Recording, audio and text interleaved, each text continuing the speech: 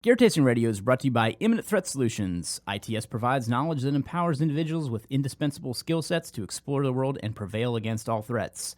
Right now, as a special thank you for all podcast listeners, we're offering 10% off in the ITS store. Simply use the code GTR to save 10% at store.itstactical.com.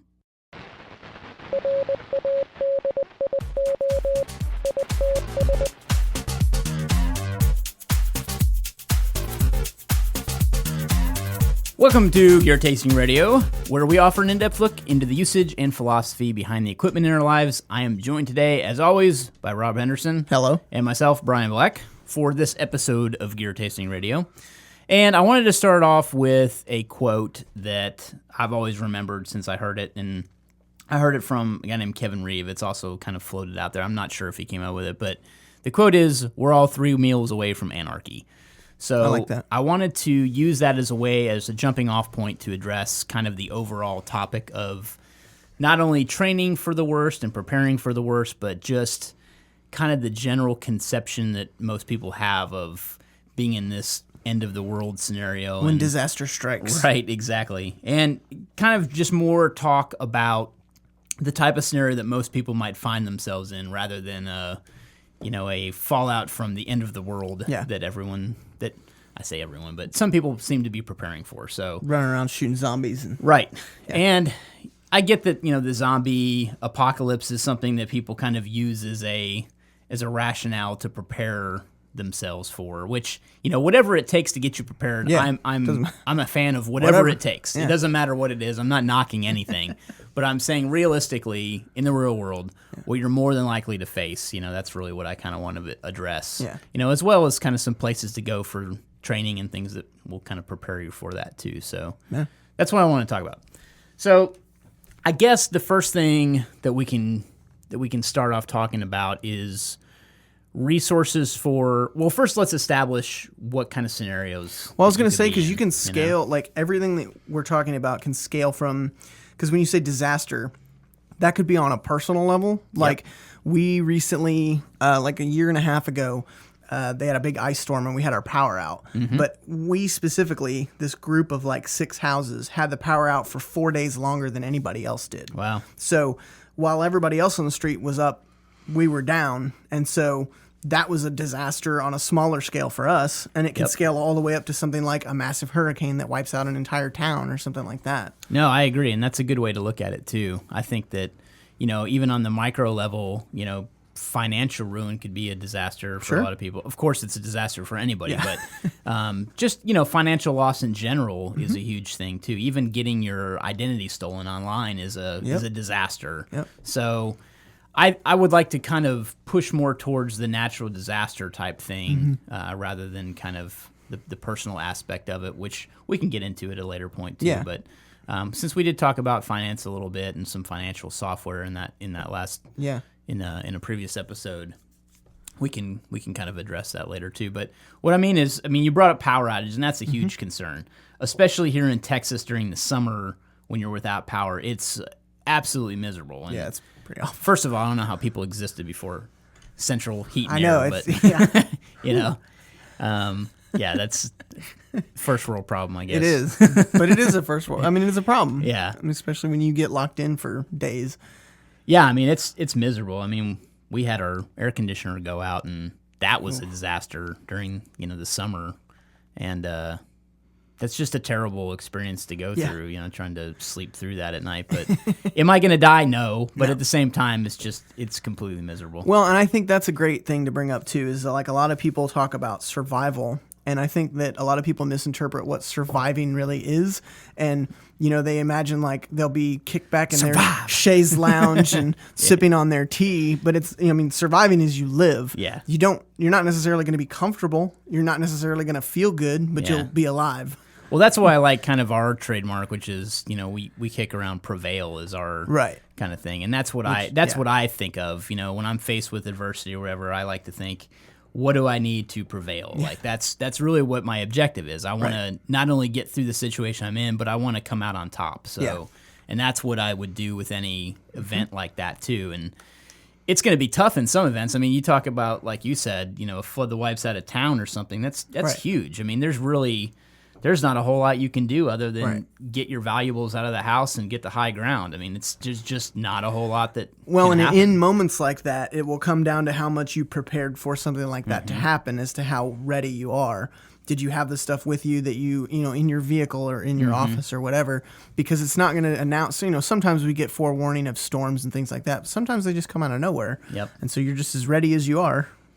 Yeah, that's true. You're only as ready as you prepared to be. Yeah. So, yeah, that's an important consideration too. And, you know, I always like to say when things like this come up is that you're more likely to be in a scenario where you're kind of sheltering in place than you are having to move to a different location. Flooding is a different situation. You know, obviously if you had a 2-story house, you could go to the top floor, or, you know, there's obviously the photos and video floating around the internet, people, you know, hanging out on the roofs because there's flooding everywhere. You know, hopefully you would never be in a situation like that, or, you know, you'd be able to get out and anticipate something like that. But that's the thing too. I mean, you have to realize we live in a society where if something happens, the highways are going to be jam-packed. You're not going to be able to get watch out. any end-of-the-world movie ever, and they always show a shot of the freeway packed both But it's ways. real world. That's really what would happen. And you're not going anywhere. I mean, accidents cause that. I mean, just, you know, case in point, Kel and I went to the airport the other day, and, you know, it was a 6 a.m. flight, and we left at 4 thinking we were going to be okay since it's such an early morning flight.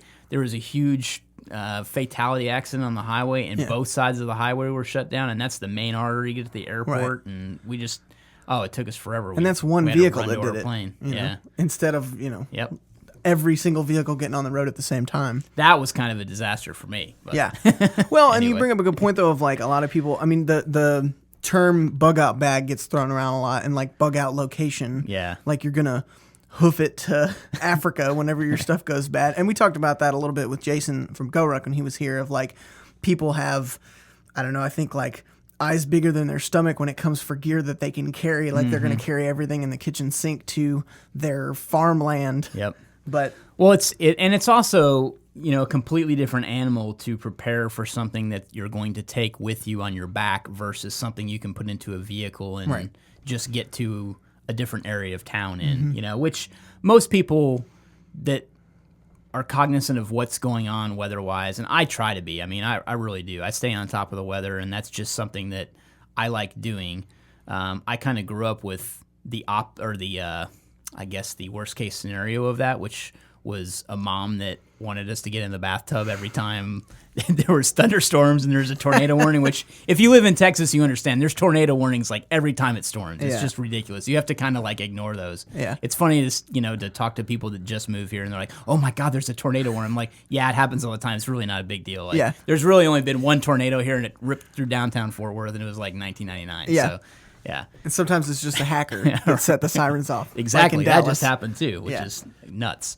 But anyway, so back to kind of the focus of this. We're talking about like flood, earthquake, tornado, power outage, things like that. Yeah. And in those situations, emergency services are going to be taxed. Like in most situations, it's probably more than likely going to be low on their priority list to come to your aid if you're in trouble during those kind of situations, because like I said, EMS is going to be, especially if they have bigger problems. And when I say EMS, I mean like fire, ambulances, police departments, things like that. That's what I kind of am referring to in that situation. But they're going to have their hands full. They're going to be dealing with the major problems. Sure. So during those situations, you really need to be kind of self-sufficient when it comes to anything that you might need, and whether that's, you know, first aid, whether that's food, whether that's water, whether it's, you know, power, things like that, which, you know, power may be out, but what I'm referring to is, you know, heat and fuel and, you know, whether you can keep yourself sheltered.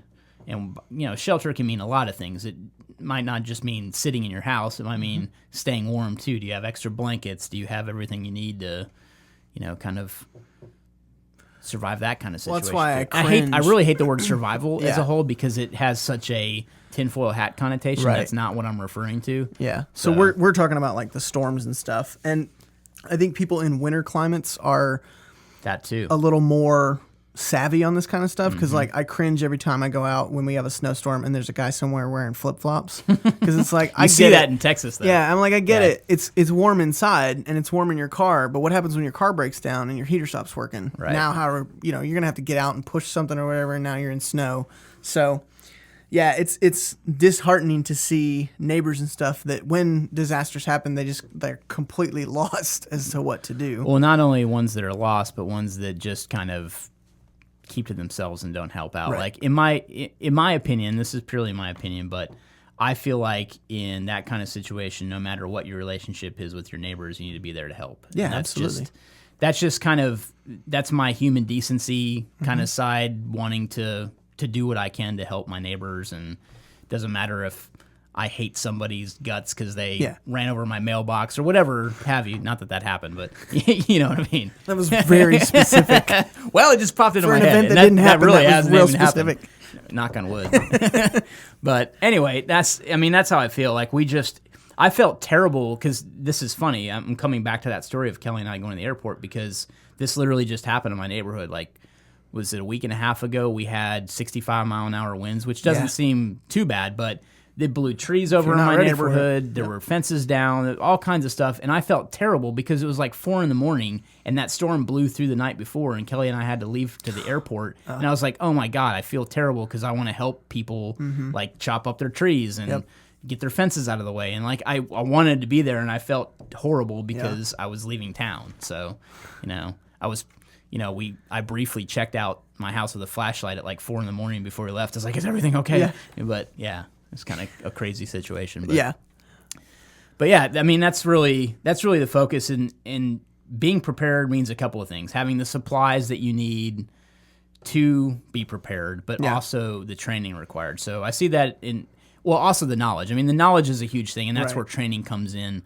But there's also kind of a mindset element to all that as well. You need to be prepared mentally for a situation like that. So, I think that's even more important than the gear or the supplies, because if you could have a backpack full of stuff, and if you don't know how to use anything, you're not going to be any good to anybody. And to me, experience with the gear and training with those philosophies gives you that mental fortitude to kind of overcome those situations. So the more you can put yourself in situations to utilize that equipment and train on that equipment, or train on the different philosophies that will help you excel in those situations, the more better mentally prepared you'll be for encountering those. Because it'll be just like another experience. It won't be, I see a lot of people separate gear. This is my camping stuff, this is my hunting stuff. And it's like, if you use the same type of shoes or the same type of pants and that kind of stuff, or even like down to when you go camping, use fire starting equipment rather than just a lighter and lighter fluid. Which I highly recommend. Yeah, just get used to doing that stuff. And then when it happens for real, it won't be, oh my gosh, this is the first time I've done this. I don't know how, you're taking stuff out of the package. You're doing stuff for the first time. That's not the time to be doing things for the first time. Agreed. Is when more stuff's on the line. Yeah, so, I mean, kind of focusing on the equipment side of things, which, this is about gear too on the show, so I do want to talk about it. Obviously, it comes with the caveat of using the stuff. Like, don't just leave everything in the package and hope that you're going to be able to use it for the first time and know what you're doing. Like, you need experience with this stuff too. But if I were to break it down, I would kind of break it down in kind of the rule of threes format. So air excluded. I mean, everybody kind of needs air to survive, but because that's really kind of the fourth level or fourth rule of three is like 3 minutes 3 minutes without air, 3 hours without shelter, 3 days without water, 3 weeks without food. So that's kind of the big deal. But like I said in the beginning of this, we're all 3 meals away from anarchy, meaning that if anybody doesn't have 3 meals, they're probably going to start doing some really drastic things to eat. And they're not going to be waiting 3 weeks thinking, oh, I'm good. I can survive for 3 weeks without food. It's surviving for 3 weeks without food means that you're pretty skinny at that point. Like there's not much left to you. Well, people it's like skip one meal and be ready to fight. Exactly. Yeah. I'm hangry. Yeah, exactly. I got to eat. Yeah. What's the movie Alone in the Wild or something where the guy goes off to Alaska and he winds up getting hurt and he can't. Yeah, I can't remember the title. He winds up dying because Alone in the Wild something. Wow. Anyway. Yeah. But anyway, there's a movie about it and there's a book and everything. And those kind of movies are great too because that's more like realistic. Well, that's what I think of when I think of 3 weeks. That's why that popped into my head. It's like, That's the 3 weeks without food. Like you'll literally waste away and be a shell of yourself by the time 3 weeks is up, and that's when you're dead. Yeah. So and you're not going to be comfortable. You need food way before that point. Yeah. So anyway, that's how I kind of look at it. And when you break it down from there, you've got your food supply and your water supply, which the way that I kind of handle those personally is I have bottled water stored. Yep. So I don't store containers of water. I store like plastic bottled water. Yep. And I hate buying that because I don't like the whole, wasteful nature of water. But one, it lasts for a long time. It's easily stored, and it's easily thrown into a vehicle if you need it to. So well, and also large containers have a bigger chance of getting contaminated. Mm-hmm. And once the container is contaminated, that's it. The whole container's done. Yeah. With water bottles, if you get something in the container, okay, it's just one. That's a good point. But yeah. And I mean for like non-potable water, potable. Yeah, I can't pronounce. I was always taught like when thunderstorms or something or tornadoes are coming, fill the bathtub up. Yep. Because you could always use that for washing or whatever. You don't necessarily want to drink out my of it. My mom wanted us to get in the bathtub, so we couldn't really fill things, it. Yeah. My sister and I joke with my parents all the time, like whenever severe weather moves through. Yeah. Like, get in the bathtub. Get in the bathtub. Never mind if there's a big glass window next to the bathtub. It is true, though. It's like, I mean, if there is a tornado or some kind of storm like that, you want to find something large and heavy to hide under or in that's not going to get carried away. So, if you've like got a pool table, you can hide under the pool table. If you got a bathroom, you can hide in the bathtub. You want to be away from windows and things like that too. So, but anyway. And there's only so much you can do because if a tornado comes directly over your house, you will be a lot more preoccupied with things flying at you and other things. So yeah, very true. That's the standard of the door jam during an earthquake. Well, worst case, scenario was not only get in the bathtub, but grab a mattress and everything. That's the real bad times. But anyway, so back to water. We were talking about potable water and storing that. Then there's also food too. And the way that I look at food, there's kind of two different ways you can go about it. Well, there's three, but one, you can store a bunch of food that you'll never eat and it will expire and then you won't know what to do with it. So that's the worst. Option one. That's the worst thing to do. Yeah. Two is to select food that you store that you're also going to eat so that you can rotate it into your basically your meal prep so that you're not really. It's almost like storing extras of things rather than having this dedicated food storage thing. So, well, I mean, why do you want to eat something different during disaster? Right. I mean, exactly. If it's because it's refrigerated, okay. But as far as like, these are my canned goods for when disaster strikes, these are my canned goods for normal. If you just make it the same thing, then it's not going to be as big of a deal. Well, and there's also kind of ready-to-go stuff like an MRE or a backpacking meal and things like that you can store, which are great alternatives as well. Yep. And I would recommend that you have kind of both. So not only some backpacking or MRE type stuff, but also kind of your rotational stuff that you're kind of storing as well too, because there's some inherent creature comfort in having food that you normally eat and being able to make it, things like that if something happens. And by that I mean, having a stove or a pot and a pan and a fuel source to cook on and things like that too. Those little camp stoves, I don't know if you've seen them, but they're, I don't know, maybe 3 feet. Like the Coleman 2 feet ones? Like a little Coleman stove. Yeah, You take the propane cylinders or the containers. Those are good. They're cheap. Those propane cylinders are really cheap at Walmart. They're easy to store. That's a perfect cooktop, for most people. That way you're not cooking on a backpacking stove or something like that too. So those are always great to keep in the house for not only glamping, but to have an emergency situation too, as long as you're storing fuel. Yeah. So I highly recommend those. But I'd say also really the one thing that most people need to worry about but really don't take into consideration is sanitation too. So that's huge if power goes out and things like that. So whether that's storing toilet paper and wet wipes and things like that, but then also having a way to dispose of waste too. Like that's huge. Like you just don't want to dig a hole. Like you don't want to wind up with a bunch of holes in your backyard. There are tons of health problems that can come from that kind of stuff that people don't consider because we don't encounter that on a daily basis. But any type of raw sewage or waste material, you got to get that away and dispose of it properly rather than just, like you said, dumping it in a bucket in the backyard or just digging holes.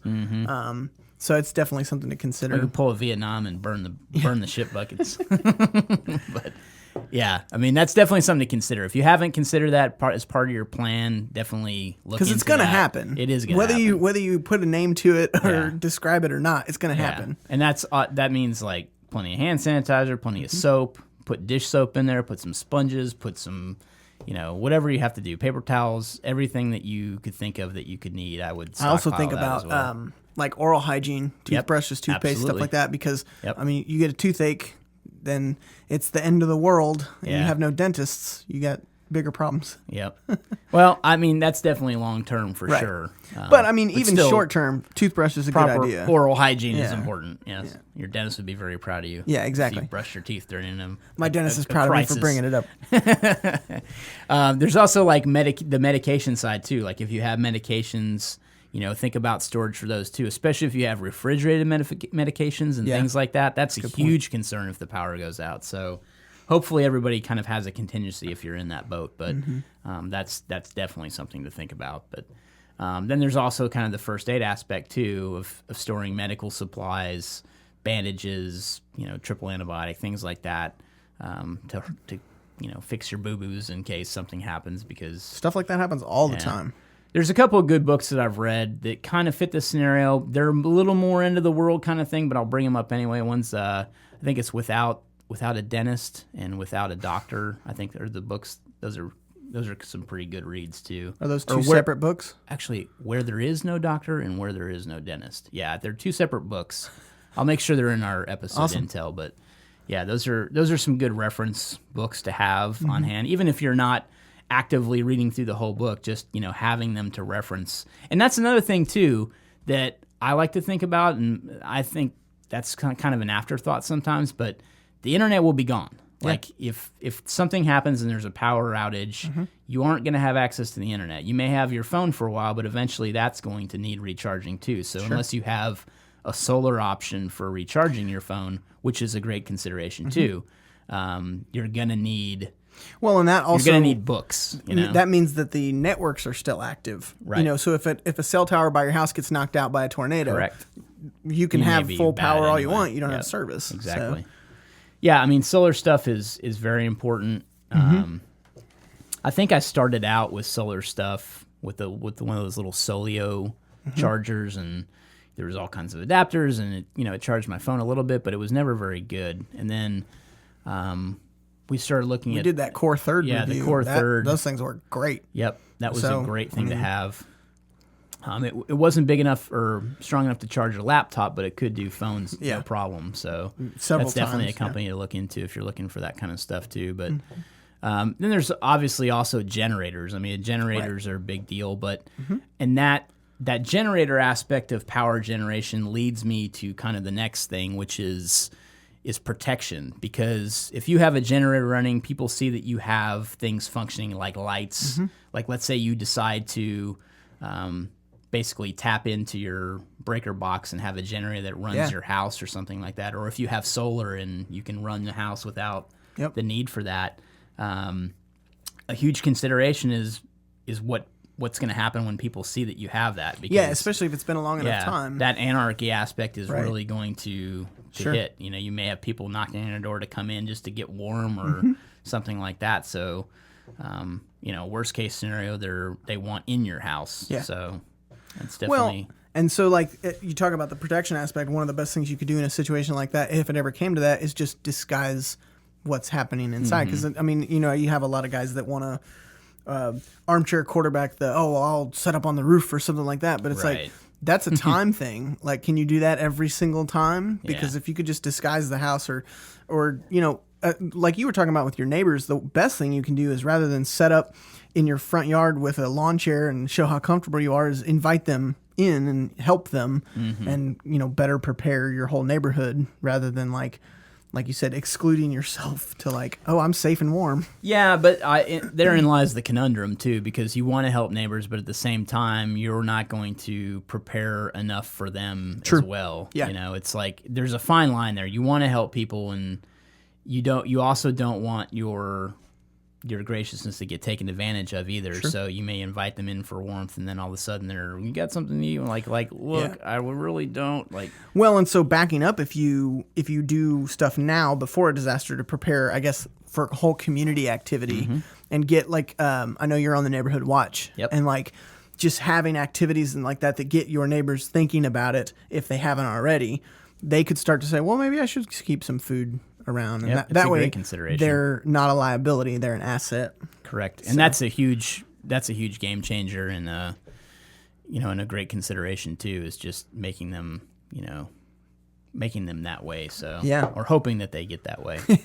But yeah, I mean, that's it's a fine line, and that's what I'll say about it. It's you want to help people as much as possible, but there's some point where you have to kind of put the line in the sand. Yeah, you have to kind of draw that line too. Which is, I mean, it's a crappy thing to say, but it's true. Yeah. It's real world. Realistic.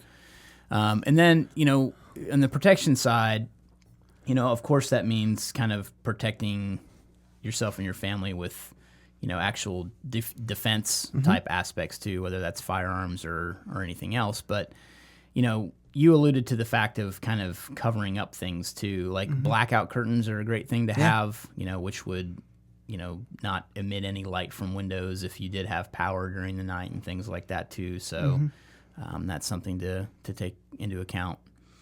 But yeah, I mean, we talked about stoves earlier. You could, lanterns are a big consideration too. Having light. At night can be a big thing. Batteries for flashlights or whatever have you. Batteries are always something great to store, and that's why I like lithiums a lot, because they have a longer shelf life. They're lighter weight, and big lithium battery fan. So we talked a little bit in the beginning about the training aspect. So like the knowledge, the gear, and then the training. And so like I know you've done the community response cert. Yeah, Community Emergency Response Team. So, yeah, I did that in Fort Worth quite a few years ago before my local region had CERT training, so it was more kind of big-scale stuff. But I got a lot out of it. It was very interesting to be a part of. We did a lot of first aid stuff. We did some CPR stuff. We did kind of cribbing, which is a way to get a structure off a person or an object if they become trapped. So that was a very interesting part of CERT training too. So we learned how to like stack stuff to eventually, lift something off somebody. So you crib with blocks or boards or whatever you have access to. So that was kind of interesting to be a part of and get that training. I bet. And then there's also we also learned how to properly use a fire extinguisher. That may sound stupid, but I thought I knew how to use a fire extinguisher until I went to that class. So that was a big eye-opener for me. I was like, oh, yeah, you just pop the pin, spray in the general direction of the fire. No, you have to spray at the base of the fire. You have to go in a sweeping direction. Like, there's a lot. There's actually an art form to... I think fire extinguishers are a great example of tools people probably have that they have never used. So, exactly. I mean, a fire extinguisher costs, what, $30, $40 at the local store? If you can't take one and practice with it, you don't know how it works. And, if you're not checking its expiration date and the pressurization and all that kind of stuff, you want to keep up on it. So just having it doesn't do anything. So that's a great example. That's a great thing to have around the house too that we haven't talked about yet, is just having, at least one fire extinguisher in the house, if not more. I would say keep one in your garage, keep one under the sink. Yeah. Those are probably two great places to have one, at least have two in the house. I have them in vehicles. Yeah. Two is one is none. I was pumping gas at a gas station, and a gas station attendant came out to me and he said, "Is that a fire extinguisher?" And I said, "Yeah, it is." He said, "Why do you have that?" And I was literally looking at him pumping gas. It was just like... In case some bozo pulls up next to me smoking, this whole place blows up. Yeah. Yeah, so, I mean, training-wise, too, I think CERT's a great thing to get involved in. It kind of gets you active in your community. I think anything that you can do to get you active in the community and kind of learn about the inner workings of the EMS system or anything like that is huge. Like, I know you've done... Yep, I did the Citizens Police Academy, which I found out about, I don't remember how, but I thought, I'm interested in this. And it was basically over like 12 weeks. You go... like Wednesday night or something, and they teach you different aspects of the local police department. And some of it's cheesy. You learn how the traffic stuff works and you learn how the dispatch works. But it's also fascinating to see that you walk into this room that you're expecting to be this huge call center and there are 3 people working, taking 911 calls. And it puts it in perspective as to well, it also gives you appreciation for right. what they do too. And you know, you call 911 and it's going to 1 of 3 people in your local area. So if those 3 people are already on a call, you're going to get delayed. And it really puts into perspective how they respond, and you learn a lot about how they work shifts and do a lot of their actions and stuff. But it's also a great community outreach because you get to meet like the mayor came and talked at one point when we were there. So it was cool to meet people like that and kind of interact on a community aspect. Yeah, we've got a lot of that with our HOA too. Our HOA is pretty involved at a local level. So when we have our kind of neighborhood watch meetings, we have them up at City Hall and things like that. So, you know, the chief of police has come in and talked to us before, and it's just great. It's nice knowing the officers in your area. It just gives you a greater appreciation for what they do on a daily basis, and I think it's a fantastic opportunity if you can do stuff like that. Absolutely. You know, to jump back real quick to the CERT stuff. So the purpose of CERT, which I didn't really talk about, was that you're there as kind of an auxiliary helping hand in the event of a disaster. So they can call in their local CERT assets to come help with a emergency situation. So that's a good idea. A lot of what you learn in CERT too is like a triage system. So you're there kind of helping. You're there with the ability to help with searches and triaging, and because that's a huge thing too. In a disaster, not just casualties, but people that are injured kind of get triaged, meaning that they get split into groups of, you know, their severity level. So, you know, you'd have a group that need to get to the hospital as soon as possible. Right. You have a group that's, you know, injured, can wait a little bit, but can walk, or you know, things like that. So that's a huge thing I learned a lot about through CERT too. But it's mostly in every community too. So if you're interested in CERT, I would highly recommend looking into it. And same with your CPA thing that you went to. That's in most communities. It's as always well. good to reach out to that kind of stuff. Yeah, and then kind of on the other side of that, you've got kind of your CPR training, your American Heart or Red Cross type certifications for medical training that are huge too. And then you might also have local medical training in the area. Like I know Caleb from Lone Star Medics does stuff locally here in the area with different classes, and it's not just trauma related, but kind of all types of medical training.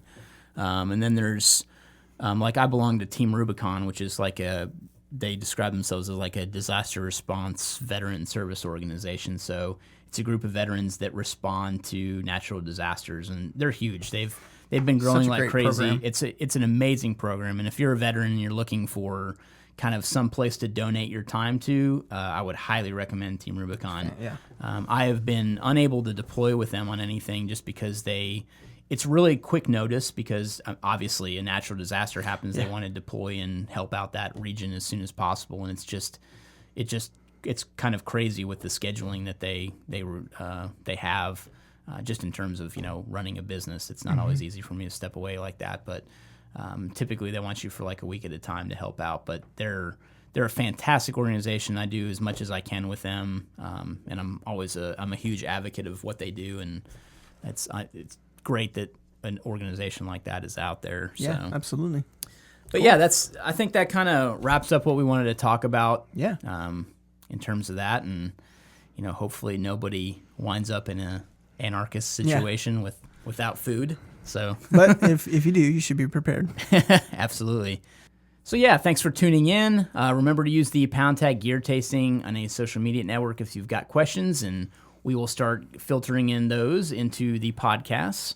If you like what we're doing, remember to subscribe on iTunes and rate us and review us. We'd love to know what you think, and we would love your subscription if you can. And remember, we release new episodes every Tuesday, so definitely tune in, and thanks for listening.